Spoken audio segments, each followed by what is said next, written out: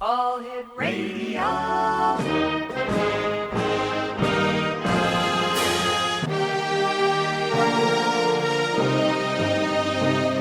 Welcome to the X Zone, a place where fact is fiction and fiction is reality. Now, here's your host, Rob McConnell.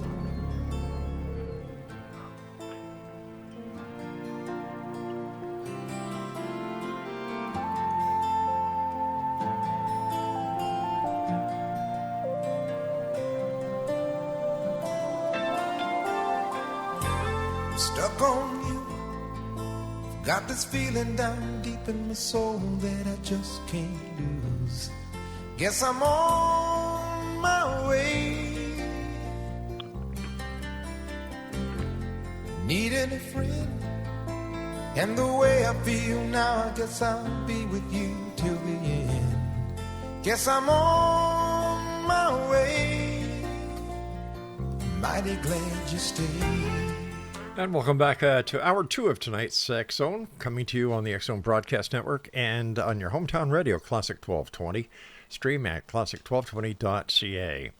X Zone Nation, my guest this hour is GAYLEN CHAUNCEY, and she is a paranormal investigator and writer. She is in Salem, Virginia, and her website is ghosthuntersofvirginiaasi.com. And Chauncey, welcome to the X Zone. Oh, thank you. Happy to be here. So tell us a little bit, what was it that happened in your life that made you want to become a paranormal investigator and writer? Well, it was never my plan, okay? My first memories, I've always, seen ghosts and seen things, okay? So they're far back as I can remember.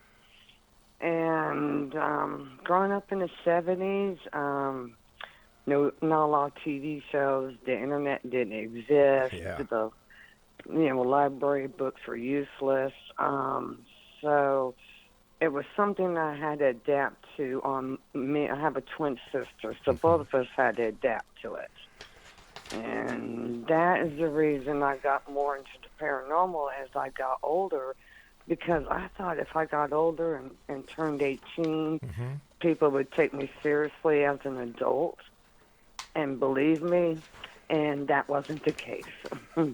What kind of experiences of the paranormal nature did you and your sisters have as young ladies growing up? A lot of furniture moving. Okay. Our bedroom furniture, the bed, we shared a bed with full-size bed to be on the opposite side of the room, and the dresser would be where the bed used to be. And we're 5 and 6 years old. Wow. So there's no way we're doing this kind of thing. Nope. Ectomist.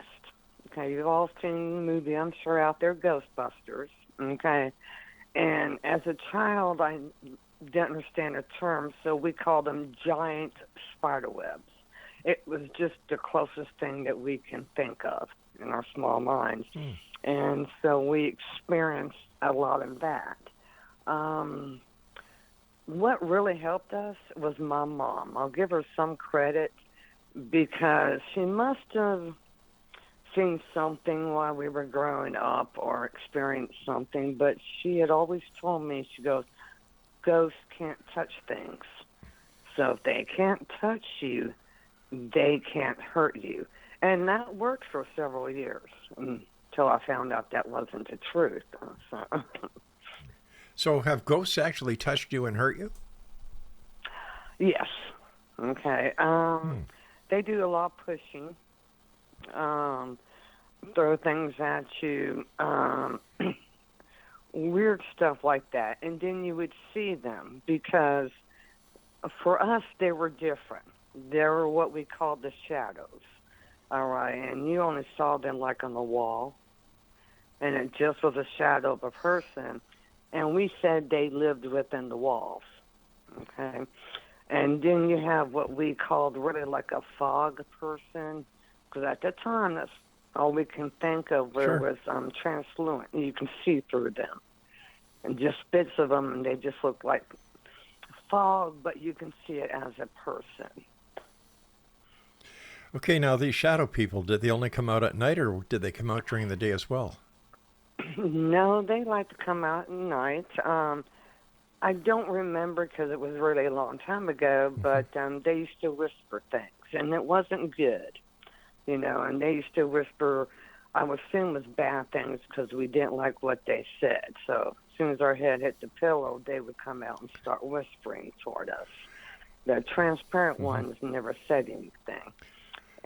But it was strange. I can't remember. I'm just a little kid. And in my bathroom, we had a medicine cabinet, and the toothpaste was kept in it. So I had to open it up to get the toothpaste out. Well, they couldn't have all been bad because they would be in that mirror, shadow people, okay? Oh, and they would scream on the top of their lungs. And it wasn't like they were going, help. They were going, help, long drawn out. And so I was afraid if I opened up the medicine cabinet, they would come out. Like I said, I was very young when we first started experiencing so much of it. Did your mother ever happen to hear the shadow people yelling for help?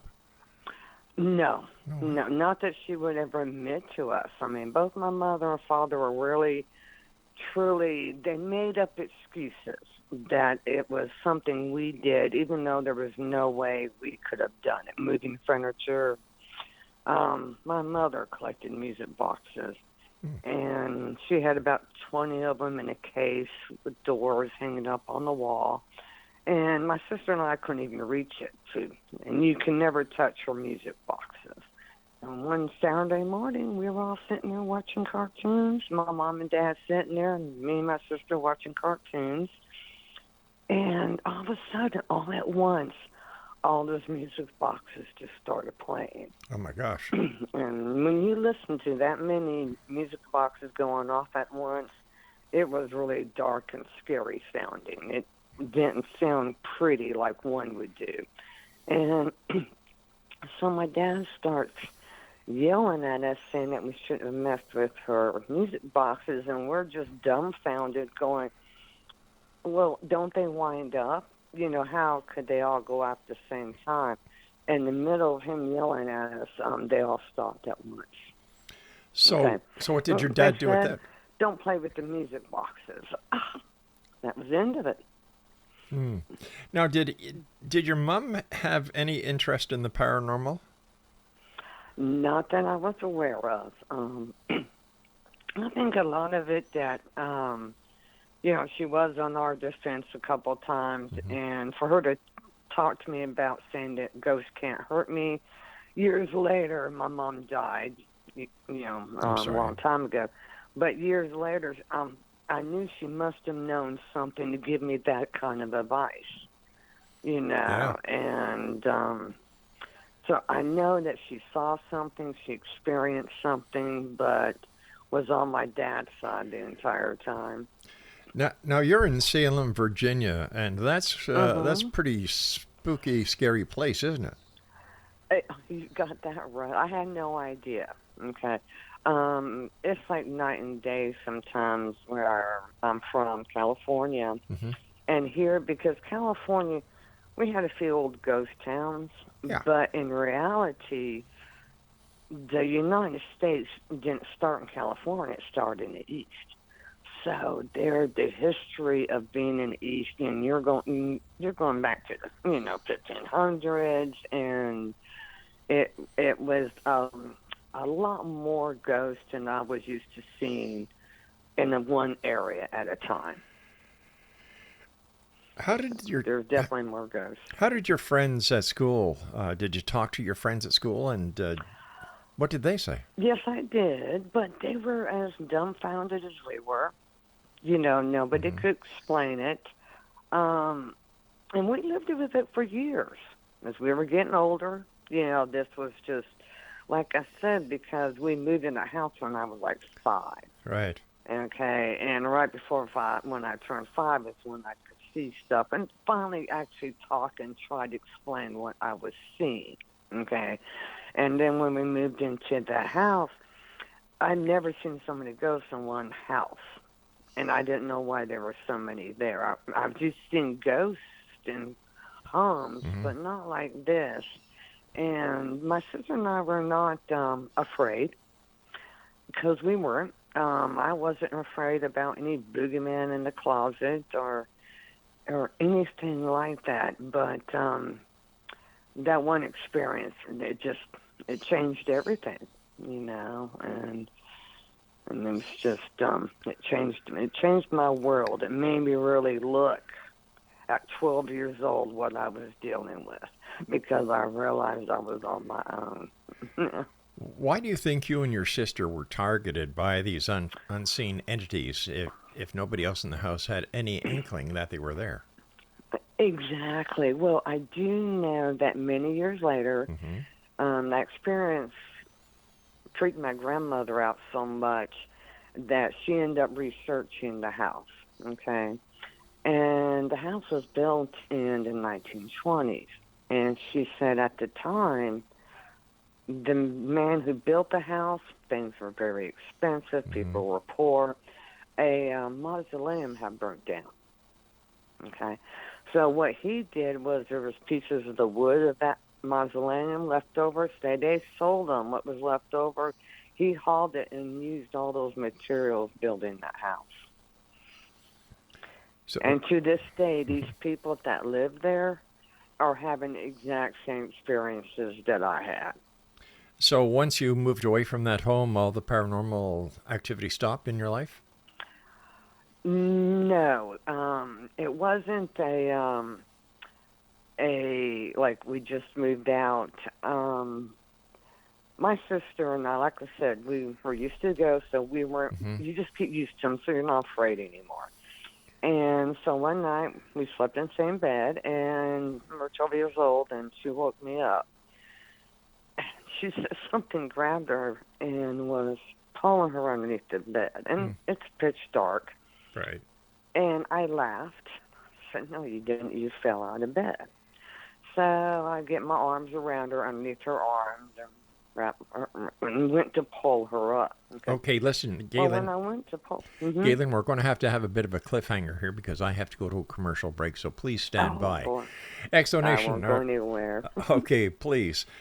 Exonation, Gaylen Chauncey is our special guest, and she is in Salem, Virginia. Her website is Ghost Hunters of Virginia, ASI. So that's Ghost Hunters of Virginia, ASI. This is the X-Zone. I'm Rob McConnell, and we'll be back with Gaylen on the other side as we continue talking about ghosts, things that go bump, and the boogeyman. Whatever you do, don't go away, and we'll be right back.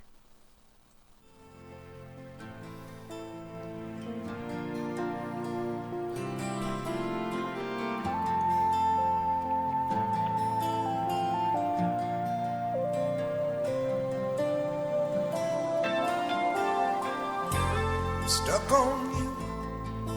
Got this feeling down deep in my soul that I just can't lose. Guess I'm on.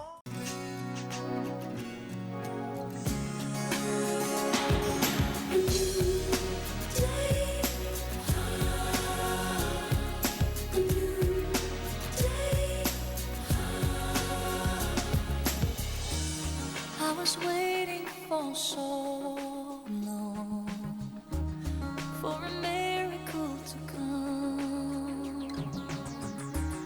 Everyone told me to be strong. And don't shed a tear.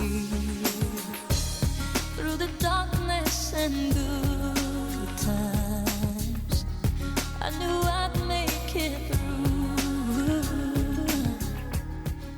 Welcome back, everyone. Gaylen Chauncey is our special guest, as she is in Salem, Virginia. And Chauncey, before we went to the break, we were talking about the night that you and your sister were in bed, and your sister is out of the bed, saying that somebody pulled her off the bed, and you had gone and put your arms around your sister in bed. It was dark. What happened? So I go to pull her back onto the bed, and both arms got around her chest and everything. I jerked, just try to pull her up a little bit. She didn't move not 1 inch. So the next thought that went through my mind was, well, it's like she's stuck on something. Okay. Well, that was the last thing was thinking of, because next thing I know, she was jerked so hard that she was pulled off the bed, and because I had a hold of her, one of her arms, it pulled me off the bed too. Okay, so whatever it was so strong that it pulled her and me both off the bed, and I'm holding on to her, and it's pulling her underneath there. And luckily, I put my feet up and put it on the frame of the bed. It was the only way to get some kind of leverage hold of her, to stop her from being pulled further. I can see nothing but blackness. So I realized that I have to put my head down so I can see what's underneath there. And it's a crawl space basement, so there's nothing underneath there. And when I looked, I see this light. And it's a bluish-white light, okay? And it probably was maybe a foot in diameter. It was like a circle. And it was coming up through the floor and hitting the bottom of the box springs, okay? Okay. And it wasn't like, it didn't hardly put out any light at all. Even though it itself was very white and blue, it didn't put out much light. And I remember looking at the bottom, wondering how this light is coming through the floor, okay? And then when I looked carefully, because we have wooden floor, I noticed around the edge of the light that the floor was rippling like soft waves on the lake, okay? And my brain is still calculating, and I'm saying to myself that this can't be real. That no way is what's happening. So there's no reaction out of me except I can't believe what's happening. So my sister looks at me, and it's a tug of war, and I know I can't hold on to her much longer because whatever it is stronger than me. And I realized I'm just going to win this tug of war. And my sister looked at me, and I'll just never forget the fear in her face. She was so scared. And she said, "Please don't let go of me." And I made that decision right then and there that my feet are going, and if it takes her, I'm going with her. Her legs are in this light, is what it is. Okay, so she's been pulled into this light. And then all of a sudden I hear this female say, "Scream." And I looked up, and it was one of the mist ladies of the house. Now, I've heard the shadows whispering that night, but never, ever, in all these years that one of those mist people ever talked to us. Never, ever heard anything. So I was like looking at her, and to be quite honest, the next words out of my mouth was, "You can talk?" Because I was so shocked that she said that to me. She bends down and whispers in my ear, "If you do not scream now, you both will be gone forever." I knew what death was, okay? And so it was the way she said it. It was so bad. And I knew right then and there that I needed to scream for help. I didn't realize that we were in such danger. So I screamed my bloody head off, and of course they come running in the room. What impressed me was when my dad opened the door, it was still pulling on Ricky. It didn't let her go until that light came on. Okay? And we refused to spend the night in the room. It's just, we weren't having it. So the next morning, and this is the way some parents were, said there was nothing in there to scare us, and we both were adamant when we said that we are not going back in that bedroom. I don't care how many ghosts are out here, but you're not getting me back in that room. There's something else in there. And I was arguing with my mom because I kept telling, "Oh, thanks, Mom, but this couldn't have been a ghost because it grabbed Ricky and physically pulled her underneath the bed, taking me with her." So I said if it was physical, then it actually touched her. And I don't know where this light was. I had no idea what it was and why she was being pulled into it. And so the next day, my dad thought it'd be a great idea to lock us up in our bedroom to prove to us that there was nothing to be scared of. And this is broad daylight. Has one of those old skeleton keys because the house was pretty old, and he was able to lock it. Well, it only had a bay window in the bedroom, and the window didn't open. So I'm pounding on the door with my sister, begging to be let out. And we're crying, and then I had my eyes closed, and next thing I knew, I fell forward.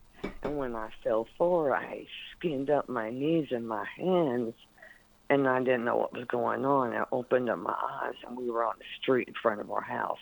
I had been putting so much pressure on that door that when it was gone, I just came down hard, and we started screaming.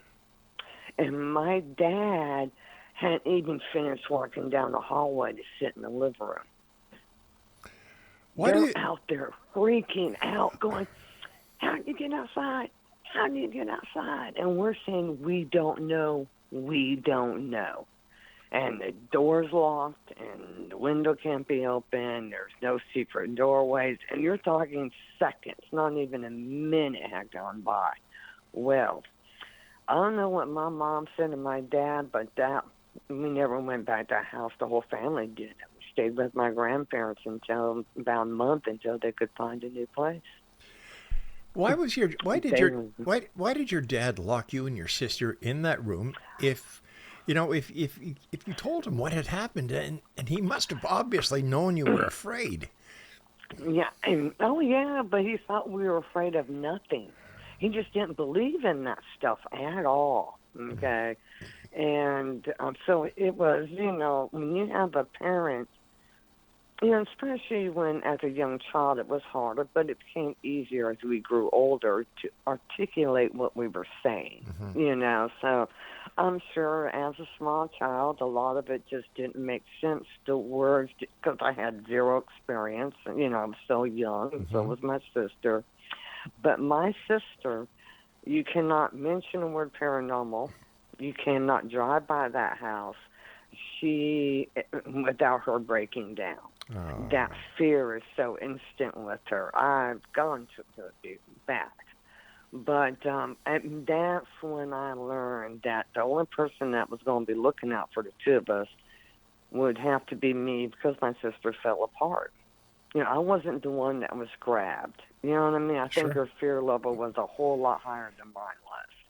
And, but they sure did move out. So I don't know what my mom said about when they finally went 2 and 2 equal 4 and realized that something was going on. But I don't know what this thing was. Now, when you moved away from that house, did the paranormal activity follow you, or did it end? It's everywhere, okay? And I will tell everybody, if they knew how many ghosts roamed the earth, they would freak, okay? When I was 13 years old, my mom and dad family, we all went to Hawaii, okay? Well, they were being the parents they were, and they left me alone on the beach while they took a little walk somewhere with my sister.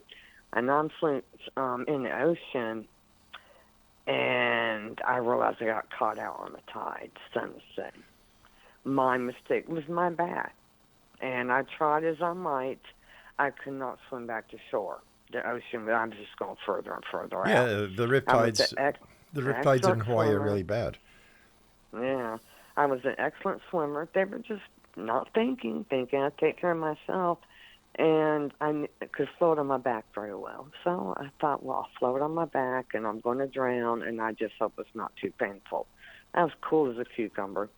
And all of a sudden, I heard this man's voice, and it says, "We need you to swim at an angle."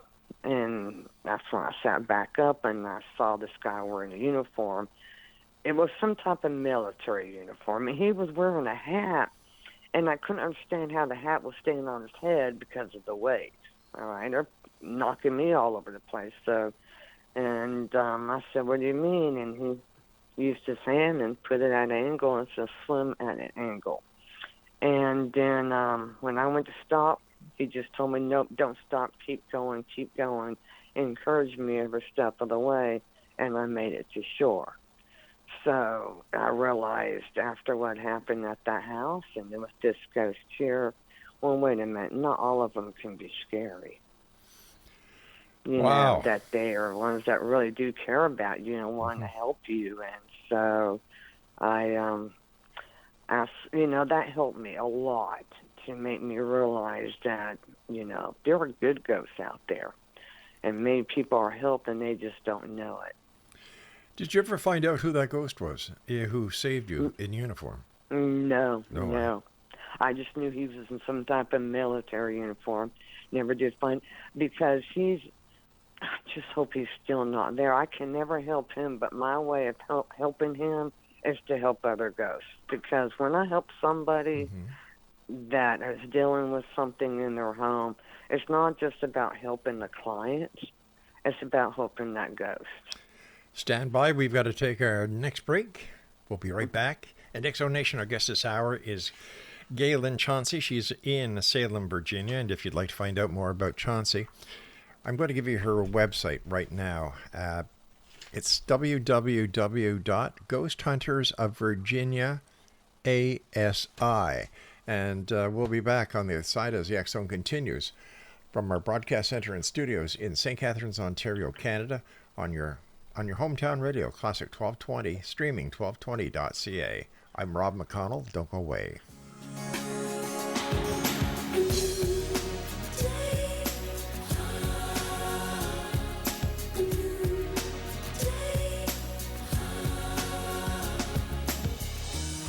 I was waiting for so long for a miracle.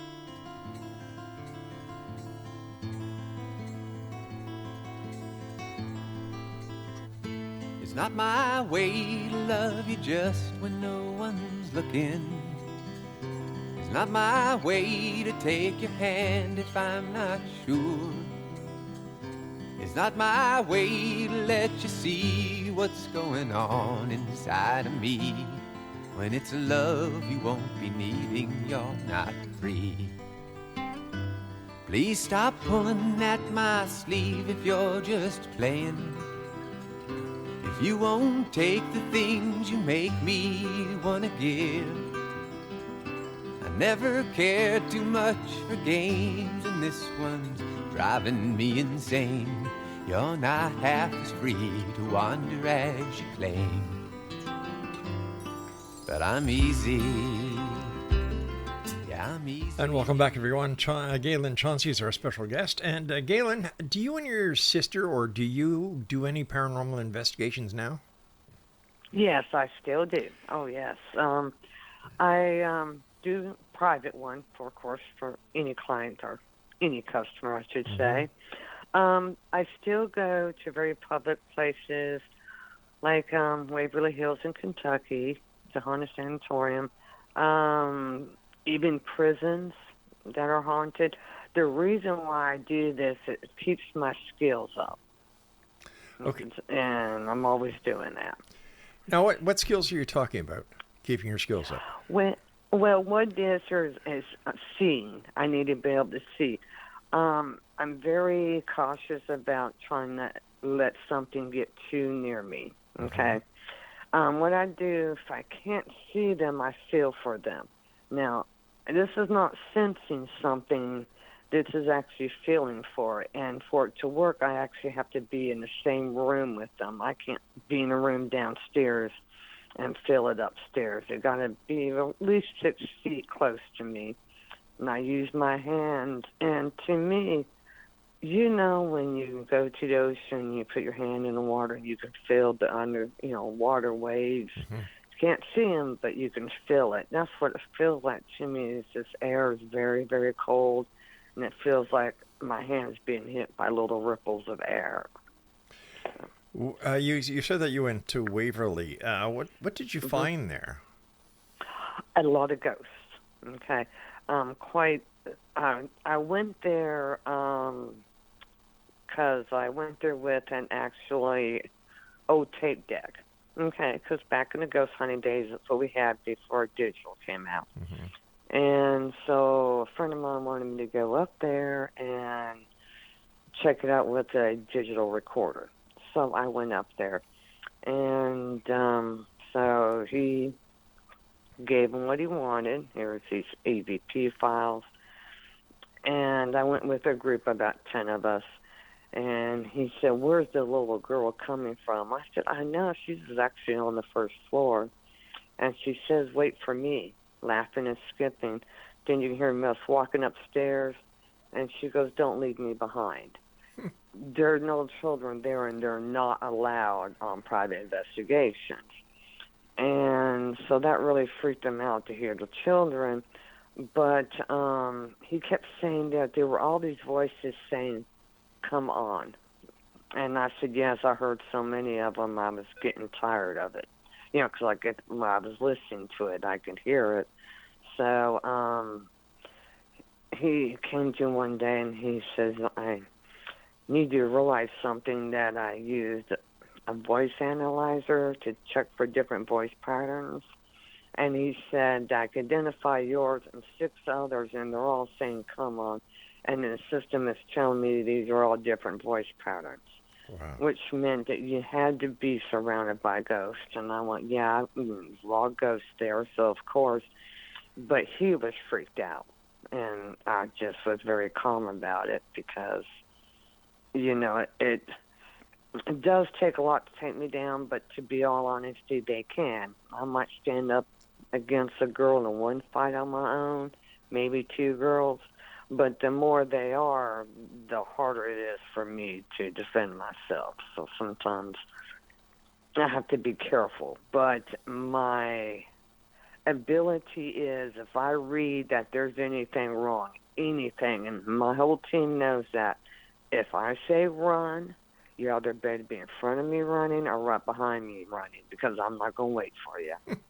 You know, I'm not willing to put myself in that kind of danger, and I know what that feels like. So any doubts whatsoever, I am out of there. Where is the most haunted place that you and your team has ever gone to? I would say it's going to be a couple of places there. Well, I would have to say that here in Radford, we've got St. Albans, and it used to be a asylum for the mentally disabled, and theirs is intense, okay? Unfortunately, and there were a lot of spirits there that want help. I'm just not allowed to do that because they own the place, okay? Yeah. But I tell a couple of them, you thought this person was crazy when they were alive. Well, think about how much more crazy they are now that they're dead. And it's a shame because there was something wrong with the brain to begin with. You know what I mean? And so I've seen it where it can take somebody like that and the energy just warps them into something that you can't even recognize anymore. I would say that's top one, and then Waverly Hills would be right there with it. You know, just the intensity and why there would be so many spirits in one location. Why do you think that these spirits remain? Do they enjoy the tourism that they're being subjected to, or they don't want to go to the light? What is it? Well, a lot of them, believe it or not, I found that Waverly Hills reminded me of a train station. Because I was quite honest when I said that half the ghosts don't even know what kind of hospital this is. So if they're wondering what kind of place this is, then they've never been here before, yet they're here. Mm-hmm. You know, I said, that doesn't make sense, you know. There are places that, and this is many years of research, that I think ley lines, energy lines crisscrossing the earth, you know, I think that somehow in certain places where these ley lines cross a lot, there's a lot of energy buildup. Okay. And it attracts the spirits. And the reason why is they think it's, I hate to say it, but they think it's a light. Yeah. And I don't know why they're confused. Okay, the children I understand. Okay, I get that. But I always tell these girls when I talk about, because I'm not the jury nor am I the judge. You know, their job is, I said, you've already been forgiven. What it's about is forgiving yourself for being the kind of person that you were. You know, and once because you can't go to heaven with baggage, you know, or whatever you believe in. You can't have that kind of emotional baggage. You got to let go. Yeah. You know, and I think a lot of people, it could be something small that they just won't let go. And the further time that goes on, they get lost in the history, you know. And so, Tell me about your team. oh, good bunch of people, you know. I like people around me that are diversity. Okay, so it's just great. You know, got somebody who's more of an occultist, but it's her expertise in that area that I'm looking forward to. You know, she says that she goes, I'm glad you like me because I am a little weird, and it's like, well, that's why I like you. You know, it's because you are weird and you're a good person. Mm-hmm. And I try to teach them. It's all about teaching, constant teaching. Because, you know, maybe one day they may do it on their own, start their own club, but it's knowledge that can be passed down, which is why we go to a lot of abandoned homes. I find them, mark them, say, okay, team, we're going to check out an abandoned home, because that is so much more fun than any tour anywhere. You don't know what's around the corner. You don't know what's going to happen. And because of that, we've accidentally run into things that, you know, we weren't even looking for. You know, it was the opposite. But it's great training. And that's what I like about them all. As long as, you know, they respect me, and it's all about us trying to be at the same level. And I'm like, I'm not trying to tell you what to do, but this is the best way to do this, you know, and then even holding cameras. Now, when you find these homes, do you get permission to go into them? First of all, we wouldn't even know who owned it. You know, you would have to look it up. No way. Yeah. Most of the time, these are abandoned. And there's no houses anywhere around. They're just in the woods. And so there's like nobody to ask. But what would happen? What would happen if you or some other member of your team was hurt in one of these abandoned houses? What would happen? Well, my rule is I go in first. Nobody's allowed in. Nobody is. Then they know it. And if I catch them doing it, they know they're in trouble. Okay. So I make sure that it's safe. First of all, I make sure that I don't feel really bad energy, because I don't ever want them to bring them to a place that has bad energy. And I've encountered a couple of them where I let them take pictures outside the house and through the windows, but even though it's totally abandoned, we are not going in there. This has, you know, go away written all over it. I can feel it, take a few pictures, and let's go. And then I won't let them enter the house. It's my job is to protect my team. Has there ever been a time when you've gone into a home or some location and you've been confronted by the police for trespassing? Yes, once or twice, okay? And I swear that's how it goes down every time. It's usually 2 cops that come and check, okay? So I'm always upset, and I'm the spokesperson whenever this happens. And you got the one guy who's slack-jawed and can't believe what I'm telling him. And then you got the other cop who's laughing their ass off when they realize that's what we're doing there. You know, so they were like, well, okay, you really shouldn't be here. And I said, we'll leave, and no problem. But that's only happened maybe twice. All right, stand by, Gaylen. We've got to take our final break for this hour. Next on Nation, if you'd like to find out more about Gaylen, visit her website at www.ghosthuntersofvirginia, ASI. And we'll be back on the other side of this commercial break as we continue from our broadcast center and studios in St. Catharines, Ontario, Canada, on the X Zone Broadcast Network, coming to you on your hometown radio, Classic 1220, and streaming around the world on classic1220.ca.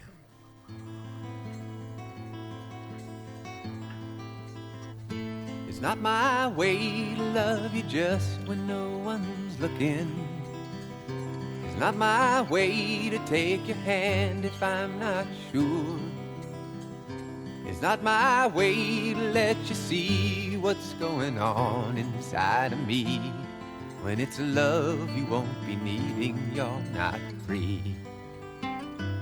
Please stop pulling at my sleeve if you're just playing.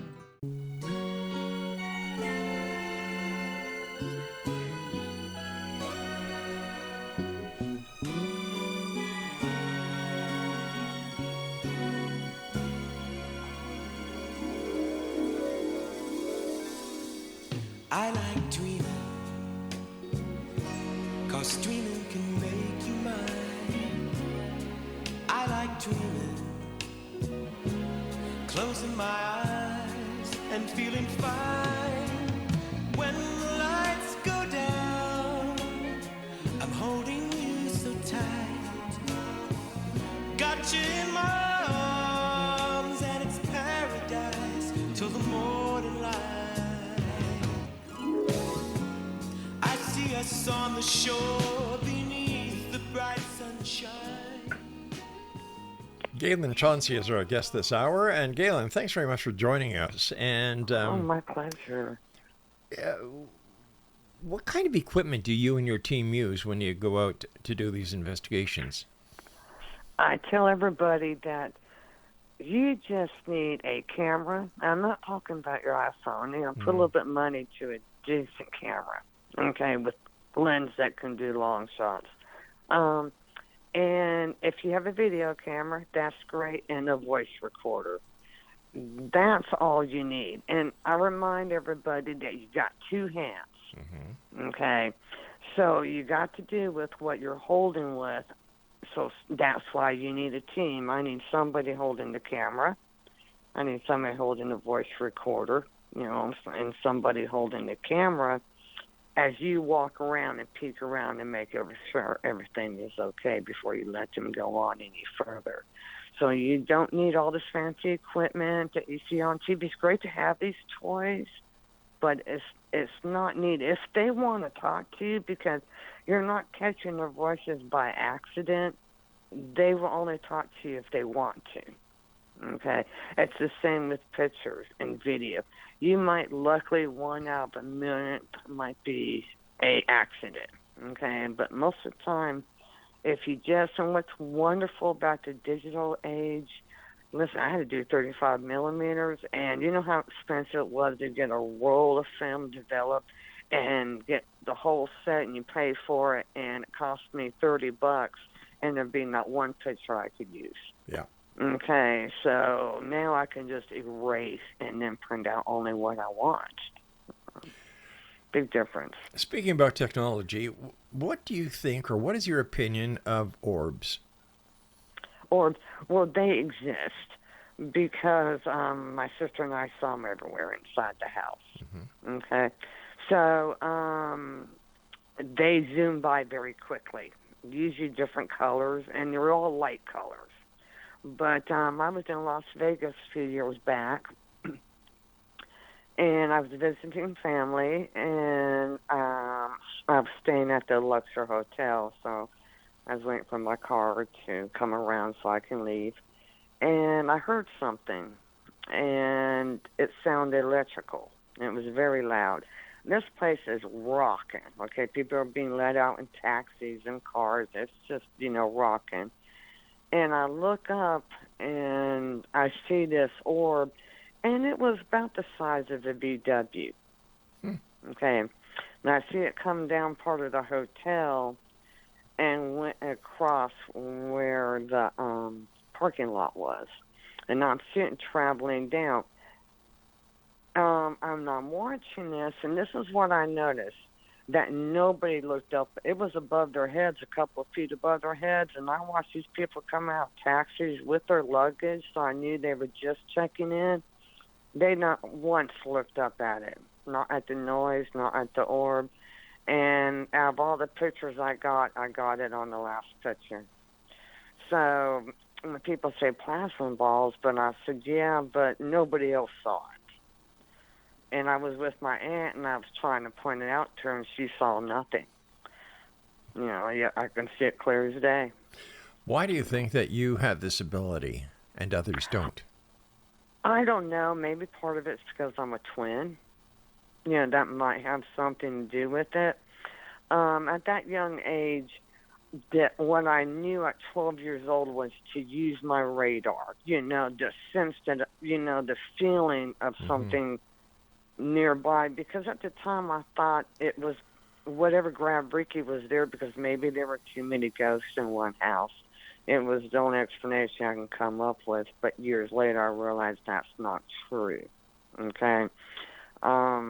Out of the years in that house, everybody's moved in has had the same issues that we've had, except for none of the children have been touched. No kids got dragged underneath the bed. But when they would complain that the shadows came out of the walls, it scared them, so they moved them to the other bedroom. And like most houses that investigate, the haunted room becomes the guest bedroom. You know, I want to break away from ghosts and the paranormal for a second and ask you, what is your feeling, or what is your impression about UFOs? UFOs, oh, they're out there. And it's because I do a lot of my work at night. Okay, and I've been totally taken aback by what I've seen, just shocked. You know, I've gotten a couple of pictures, but it's just hard to tell in the dark what it is. But to see an object, you know, above you in a tree, and I don't think that if there was anybody in there, they even knew I was out there. You know, you come out of an abandoned house, and then it would be there. It was, you know. So if seeing is believing, then I believe. Yeah. And I tell people that, you know, I don't know about the grays, but I've seen a lot of ships that you can tell that were not from the same planet because the ships look so different.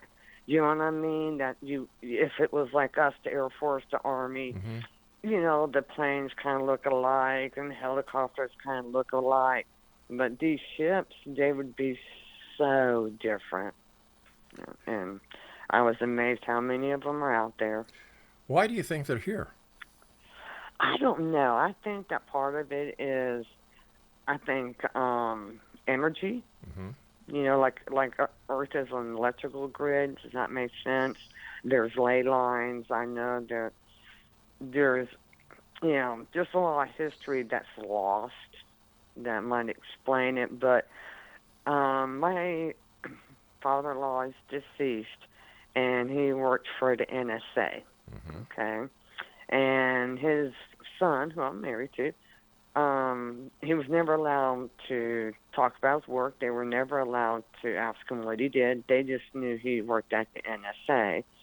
So we just happened to be talking one day. We went up there for a visit, and he said that, asked me the same thing, what did I think of them? And this is what I said, and I said, in be all honesty, if they were going to take over the planet, you know, they would have done it by now. So I've got, you know, worry somewhere else. I'm not going to worry about that. But he says, you really believe? And he goes, but you're not afraid? And I said, no. And he leaned down and he said, if you knew half of what I know, he said, you would be afraid. So I was like, well, that was a strange comment. And that was all he said. He would not elaborate. So on the way home from Maryland, I said, your dad said the funniest thing to me, and my husband could not believe it. He said, my dad has never said anything to any of us. And I went, so I should be scared, huh? Because it was, you know, I didn't know that, you know, he goes, well, I thought that maybe he worked, you know, with UFOs or something, but he would never tell us. And I can't believe he even told you that. And I was like, so that kind of, it was like, yeah, well, they're real, but I didn't need to hear it. So let's see, I've got about 3 minutes left before I have to say so long to you. What do you think? What are you and your team going to be doing in the near future? Do you have any your sight on any vacant homes or vacant buildings that you're going to be investigating? Yes, we will. I have some more houses I've been scouting out, especially during the winter time. And I scouted out these homes. I found some in Pinhook, Virginia. And they're just so beautiful because it's amazing that some of them are just absolutely beautiful old homes that are falling apart. And I can't believe 150 years ago somebody built this house. And usually on the chimneys I can get dates of when the house was built because they usually put it in the bottom stones of a chimney. Mm-hmm. And that the history is, but to me it's like recording lost history. But that's our next project right there. It sounds like and I've got some people, a family I'll be taking with me while I'm helping their son, and they're going to be coming with me. It sounds like you and your team are also historians, just not paranormal investigators. Exactly. You have to be to learn anything, and you want to learn the history, Mm-hmm. And if I can find like the cemeteries, you wouldn't believe how many cemeteries I find. So I turn those into the historical society, so they can go there and set them up for protection because nobody knows the cemetery's there. Where do you find these cemeteries that nobody knows where they are? Because you find them by accident. Looking through the woods for those houses, and all of a sudden there's a cemetery. And it's just not registered because they were so early on that they just, over time records get lost. Yes. Families die, Mm-hmm. and then all of a sudden there's a cemetery. So you're a quite busy lady. Yes, I try to be, and I really, like I said, I try to pay back that lady and that guy who helped me, and they were ghosts. Mm-hmm. And I can't help them, but I repay it back, and I have every intention of doing that for the rest of my life. What does your husband think about your ghost business? Well, when we got married 35 years ago, I told him, I'm really weird, I'm into this, and he said, I love you anyhow. Oh. And when he goes with me to certain places, and I'll put the recording, I'll hit play so we can listen to a few minutes of it, and the ghost say my name. And he just looks at me, and his eyes just go wide because it was just the two of us. And he says, they're talking to you, they know who you are. I said, I get that a lot. Well, Gaylen, we've got to say so long for now. I want to thank you very much for joining us. Continued success. Anytime, Rob. Okay, thank you very much. And please give my very best to your team as well. I will for sure, and please reach out in the future for sure. All right, you take care of yourself now. All right, thank you. Thank you, y'all. All right, bye-bye, Gaylen. Once Bye. again, Exo Nation, if you'd like to find out more about Gaylen, her website is, let me see, Ghost Hunters of Virginia, ASI.com. That's it for tonight. I'll be back tomorrow night at 10 o'clock as once again we cross the time-space continuum to this place that I call the X Zone. It's a place where people dare to believe and dare to be heard. It's a place where fact is fiction and fiction is reality. And we come to you Monday through Friday from 10 p.m. Eastern until midnight right here from our broadcast center and studios in St. Catharines, Ontario on the X Zone Broadcast Network and your hometown radio, Classic 1220, and streaming classic1220.ca. So until tomorrow night, everyone, keep your eyes to the sky and your heart to the light. Good night now. Over every boy and every girl. Closing time.